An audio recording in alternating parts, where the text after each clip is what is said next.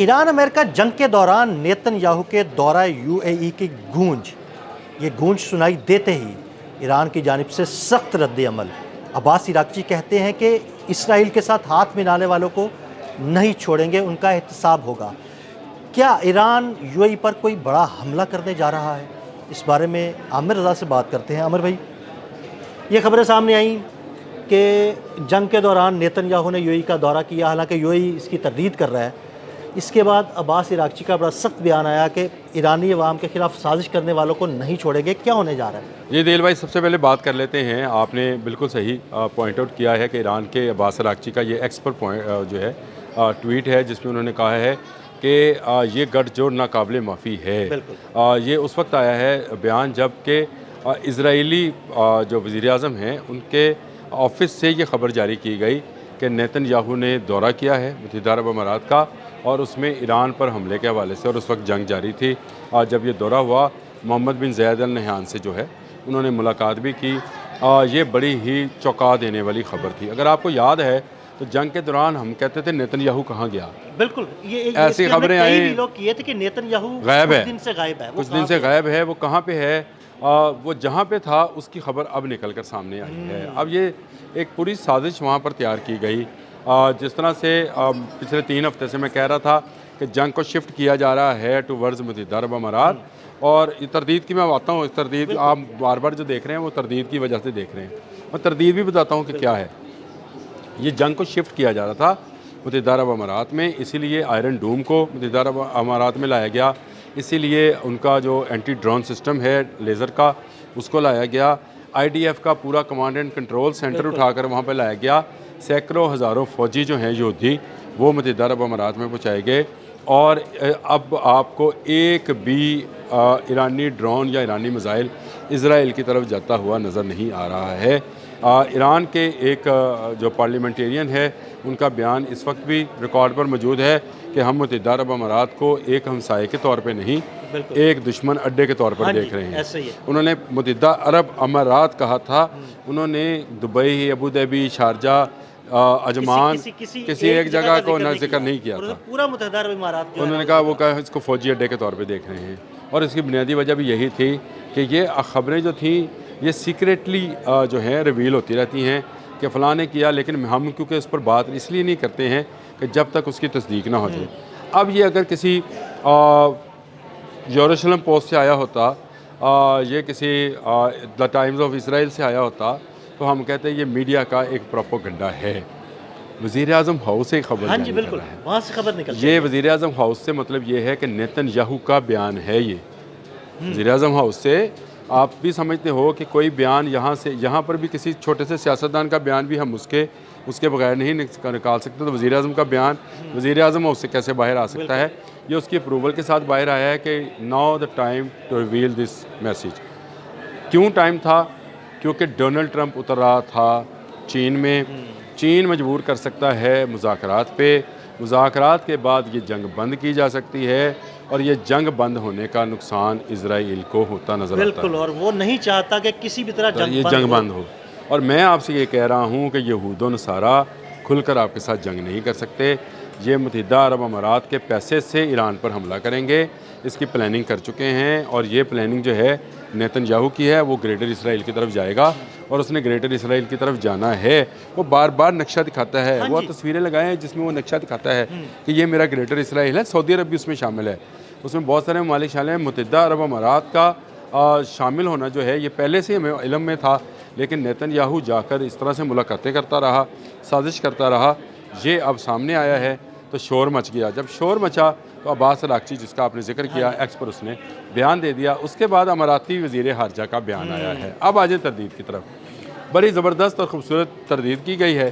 तरदीद ये की गई है कि हम इब्राहिम अकॉर्ड के सिग्नेटरीज़ हैं, उस पर दस्तखत किए हुए हैं, और इब्राहिम अकॉर्ड के मुताबिक हमारे इजराइल के साथ दरीना तल्लुकात हैं, और उसमें हमारा जो है रहते हैं। लेकिन नेतन्याहू का आने की जो खबर है इसमें कोई सदाकत नहीं है। अब ये इस बात को ज़रा समझें। अब्राहम अकॉर्ड क्या है? अब्राहम अकॉर्ड ये है कि यहूद, नसारा और मुसलमान तीनों अलहामी मज़हब हैं, तीनों भाई हैं, क्योंकि ये इब्राहिम की औलाद हैं। अब ये अगर आप इसको किसी दिन मेरे साथ अगर प्रोग्राम करें तो हम इसके एक एक शिक पर चले जाएंगे बिल्कुल, इस पे अलग और से मैं बात करते हैं, आपको ज़रूरी है। वो बैठ के बात हो सकती है, क्योंकि उसमें कुरान मजीद जो है वो क्या कह रहा है। अल्लाह पाक के कलाम के अंदर ये शामिल है कि इब्राहीम ना यहूद थे ना नसारा थे, यानी वो बरियत का ऐलान कर रहे हैं। तो ये हमारे भाई कैसे हो गए? पहली बात तो ये है, अब्राहम कार्ड जो है ये सरीहन एक धोखा है, ये दजाली सिस्टम है। उसके अंदर जो मुल्क जाएगा वो इब्राहिम कार्ड के उसके ऊपर आमिर जाएगा। भाई, मैं हैरान हूँ, एक मुसलमान मुल्क और एक गासिब यहूदी मुल्क जिसने कब्ज़ा कर रखा है, उनकी आपस में ऐसी दोस्ती है। देखें, दोस्ती तो है, और दोस्ती होने की बड़ी वजह जो है यही है कि इसराइल और अमेरिकी कंपनीज जो हैं वो इन्वेस्ट करती हैं। ये दुबई जैसा शहरा जो है ये दिनों में जन्नत बन गया। ये कैसे बन गया? या आप इसको 70s में उठा कर देखें तो आपको ये नज़र आता है ये मछलियाँ पकड़ रहे थे, बिल्कुल ऐसे। और ये आप 70s के बाद देखें तो आपको लगता है कि ये 50 साल का जो जन्नत बन गई है। यानी उन्होंने वहाँ पर ऐसा ज़बरदस्त सिस्टम और ऐसा मतलब ज़बरदस्त रेगिस्तान में वो कर दिया जो किसी ने सोचा भी नहीं। भैया, वहाँ पर जो होटल्स हैं वो आपको अमेरिका और यूरोप में नहीं मिलते हैं। वहाँ की जो बिल्डिंग्स हैं वो आपको अमेरिका और यूरोप में नहीं मिलेंगी। तो ये पैसा कहाँ से आ रहा था? कौन इनको अमीर बना रहा था? जो बना रहे थे वही इनको इब्राहिम कार्ड की तरफ ले गए। अब ये कहा जा रहा है कि क्योंकि इसराइल को तस्लीम किया हुआ है हमने, तो इसराइल के हमारे साथ हमारे तल्लुकात हैं, लेकिन ये खबर जो है ये गलत है। देखिए, मीडिया की खबर को डिनाई किया जा सकता है, एक ऑफिशियली प्राइम मिनिस्टर हाउस से निकली हुई खबर को कैसे डिनाई होगा? ये डिनाइल जो है ये ईरान किसी सूरत तस्लीम नहीं करेगा। इसीलिए अल जज़ीरा ने ये सुर्खी लगाई कि ईरान स्लैम्स UAE। आमिर भाई, ठीक है, इस खबर को डिनाई नहीं किया सकता, लेकिन ये नेतन्याहू की साजिश भी तो हो सकती है ना कि उसने दौरा ना किया हो, लेकिन ये खबर जारी करके ईरान और मुत्तहिदा अरब इमारात को एक दूसरे के सामने खड़ा कर दिया जाए। देखें, ये ब्लफ हो सकता था, मतलब आप ये कहना चाह रहे हैं कि ये ब्लफ हो सकता है, लेकिन आपको जो है अगर इस तरह का ब्लफ झूठ बोला जाए या इस बात की जाए तो आपको देखना होता है कि पिछले माजी में हुआ क्या था जिसके तनाज़र में ये बात की गई है। तो जब आपको ये नज़र आता है कि आयरन डूम क्यों उठा कर ले जाया गया, जब आपको नज़र आता है कि लेज़र बीम्स क्यों पहुंचाई गई, जब आपको नज़र आता है कमांड एंड कंट्रोल क्यों शिफ्ट किया गया, जब आपको नज़र आता है कि 600 यहूदी जहाज़ भर के जो हैं वो मुत्तहिदा अरब अमीरात से निकाले गए। यानी आपके मुताबिक जो माजी के हालात वाक़यात है वो तो इसी जानिब इशारा करते हैं कि ऐसा हुआ होगा। आपको छोटी सी एक मिसाल देने लगा हूँ, फिर उसके बाद ये 600 यहूदियों का आपने मुझे बताया था, आपने कहा यार आमिर भाई जहाज़ निकल गए, भाग गए, यहूदी चले गए। आप मुझे बताएं, अमेरिका में एक हमला हुआ था, 2 बिल्डिंग्स एम्पायर स्टेट बिल्डिंग्स के नाम से थी, कोई एक यहूदी भी उसके अंदर मौजूद था? नहीं। निकाले रिकॉर्ड ना। हाँ जी, बिल्कुल। तो तमाम यहूदी यहाँ से निकाले गए, तमाम यहूदी सरमाया जो है उसको महफूज किया गया, उनको निकाल लिया गया। उसके बाद आयरन डूम लाया जाता है, उसके बाद कमांड एंड कंट्रोल सेंटर लाया जाता है, उसके बाद IDF को लाया जाता है, उसके बाद लेज़र गन लाई जाती है। तो इसका मतलब है कि ये क्या मुत्तहिदा अरब अमारात के अमीर और नेतन्याहू के राब्ते के बगैर हुआ है? बिल्कुल भी नहीं, राब्ता था तो ये सब हुआ। बिल्कुल किसी की इजाज़त से हो रहा है ना, किसी की इजाज़त से आयरन डूम उठाया जा रहा है और किसी की इजाज़त से किसी जगह पर लगाया जा रहा है। बिल्कुल ठीक हो गया। तो इसका मतलब ये है कि राब्ता भी है और मुलाकात का इम्कान। देखें, आप जब एक तरफ से खबर वज़ीर आज़म हाउस से आ रही है तो क्या अमीर अमारात का कोई बयान आया है?